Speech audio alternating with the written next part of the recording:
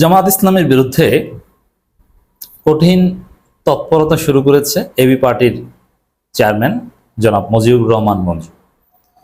নানান প্রোপাগান্ডা চালাচ্ছেন, নানান অপব্যাখ্যা করছেন, বিভ্রান্তিকর কথাবার্তা বলছেন।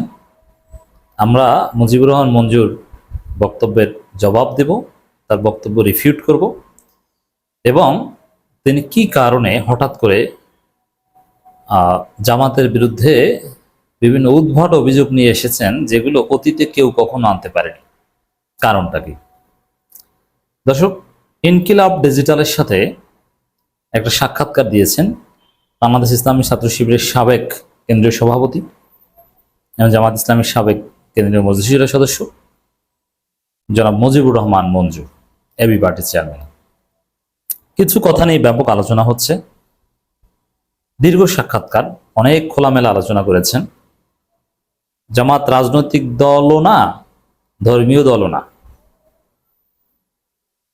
পলিটিক্যাল পার্টির সংজ্ঞার মধ্যেই তারা পড়ে না।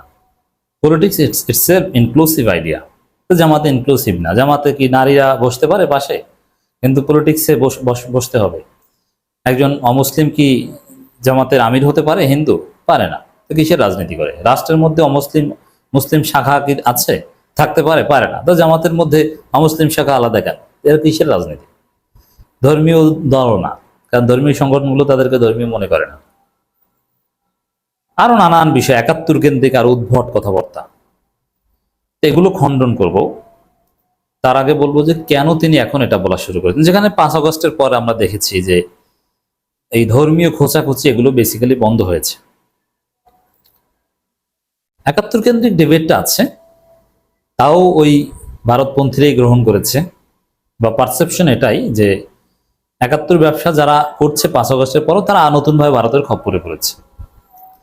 বিশেষ করে আপনারা দেখেছেন যে এক সময় কিছু ধর্মীয় গোষ্ঠী নিয়মিত ফতোয়াবাজি করতো, জামাত মওদুদিবাদী, এরা কাদিয়ানি মওদুদিবাদী ভাই ভাই, এরা শিয়া আকিদার সাথে রিলেটেড, নানান কিছু, এরা আহলে সুন্নাত ওয়াল জামাত নয়। কিন্তু ৫ আগস্টের পর কিন্তু এগুলো একদম ধামাচাপা পড়ে গেছে। আপনারা দেখছেন যে যেই চরমনাই জামাতের আকিদা বা জামাতকে একদম টলারেট করতে পারতো না, সেই চরমনাই এখন জামাতের সবচেয়ে বিশ্বস্ত এবং ভালো বন্ধু।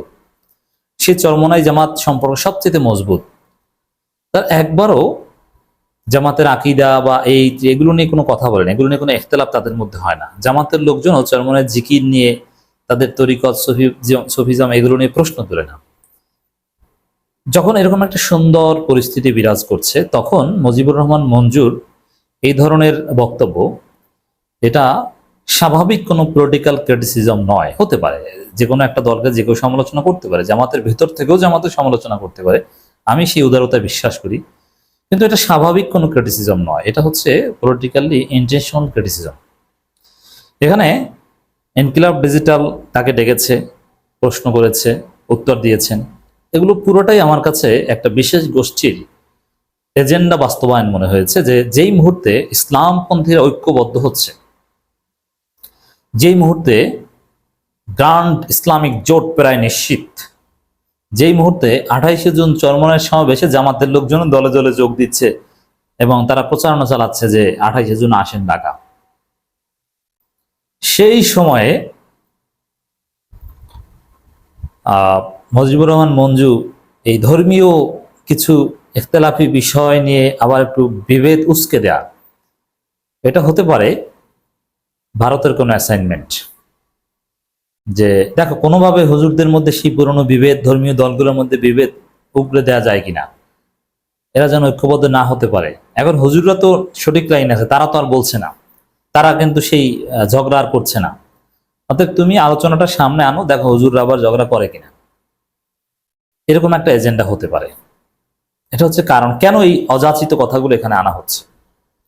আর একটা কারণ হতে পারে যে বিএনপির কাছ থেকে একটা কিংবা দুইটা সিট পাওয়া। এবি পার্টির টার্গেট এখন 2টা সিট, ব্যারিস্টার ফুয়াদের সিট আর মুজিবুর রহমান মঞ্জুর সিট। এই দুইজন এমপি হতে পারলে তারা খুশি, এর চাইতে বেশি তাদের টার্গেটই না।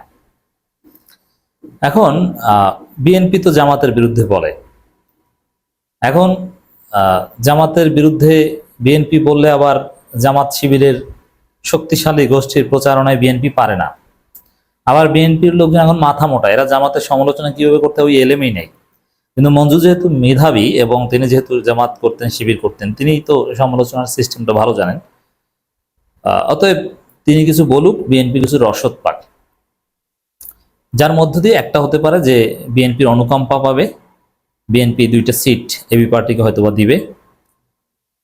কারণ বিএনপির জন্য এখন বড় উপকার হচ্ছে জামাতকে মোকাবেলা করা, জামাতের বিরোধিতা করা, জামাতকে গালি দেওয়া বা জামাতের সমালোচনা করা। মুজিবুর রহমান জামাতকে গালি দেননি, তিনি সুন্দরভাবে ভদ্র ভাষায় সমালোচনা করেছেন নিঃসন্দেহে, কিন্তু তার এই সমালোচনা এটা অপ্রাসঙ্গিক এবং এই সময় অযাচিত, বিশেষ করে 5 আগস্টের পর এগুলো কোনো আলোচ্য বিষয়ই না। রাজনীতিতে এগুলো নিয়ে এখন কথা বলারই কথা ছিল না, কিন্তু এগুলো তিনি বলছেন কেন? ওই যে বিএনপির একটু সফট কর্নার পান কিনা, বিএনপির অনুকম্পা পান কিনা, এটা হচ্ছে উদ্দেশ্য। এই জায়গাটা থেকে তিনি বিএনপি অনুকম্পা পেতে পারেন, হয়তোবা পাবেন। বিএনপি তাকে এবং ব্যারিস্টার ফুয়াদ সাহেবকে 2টা সিট হয়তোবা দিয়ে দিবে চিঠি, কিন্তু স্থানীয় বিএনপি ওটা মানবে না। স্থানীয় বিএনপি তাদেরকে পেটিয়ে এলাকা ছাড়া করে দিবে, ভিপি নূরের মতো। তারপরে ঢাকায় এসে তারা বলবে যে নির্বাচনের পরিবেশ নাই, লেভেল প্লেইং ফিল্ডের আগে স্যার নির্বাচন দিয়েন না, আমি সরি। হবে শেষে এইটা, কিন্তু আমার মনে হয় ওই উদ্দেশ্য থেকে করছে।